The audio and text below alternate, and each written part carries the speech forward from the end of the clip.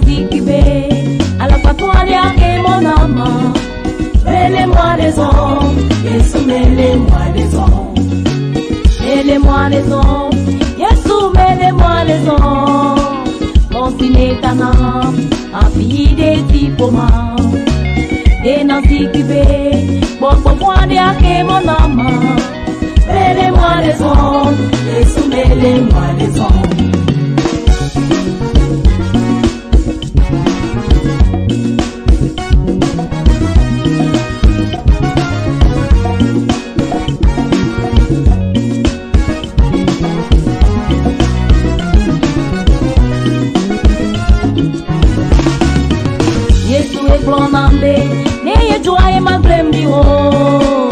Yesu e blon nambe na ya do bobo ko kwina nenye be Yesu e we kude nye no bota e ke ma mele moi les hommes Yesu mele moi les hommes Yesu e blon nambe ne ye toi e ma grembi wo Yesu e blon nambe na ya do bobo ko kwina nenye be Yesu e we kude nye no bota e ke ma mele moi les hommes Yesu mêlez-moi les hommes.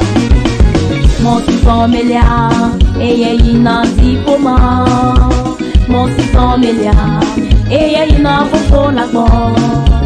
Mon sang mêlia, et y'a ina zipoma pour la mer.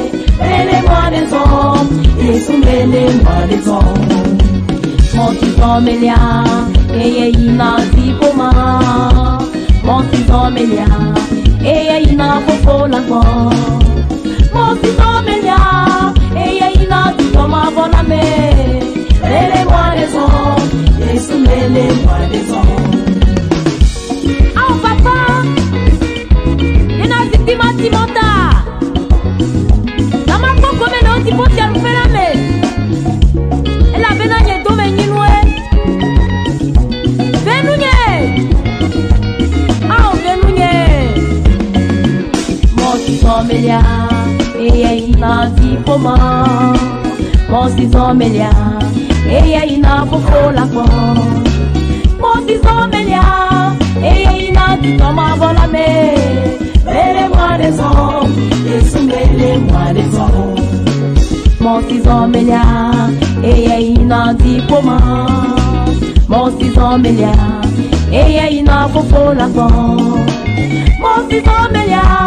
Eya ina tutoma vola me Mêlez-moi les hommes Yesu mêlez-moi les hommes Mon sang mêlia Eya ina zipoma Mon sang mêlia Eya ina fofo la ko Mon sang mêlia Eya ina tutoma vola me Mêlez-moi les hommes Yesu mêlez-moi les hommes Mon sang mêlia Eya ina zipoma Mon sang mêlia Eya ina fofo la kwa Mon sang mêlia Eya ina tutoma vola me Mêlez-moi les hommes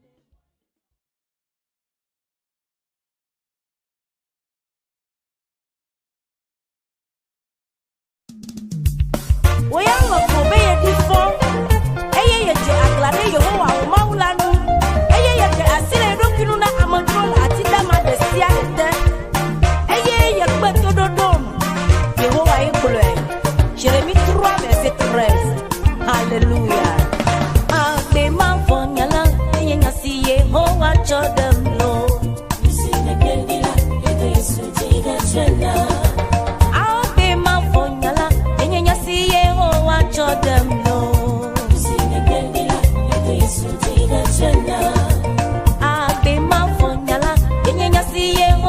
Chodem lo Sine kendila Yesu tiga chela Esi menon demba mela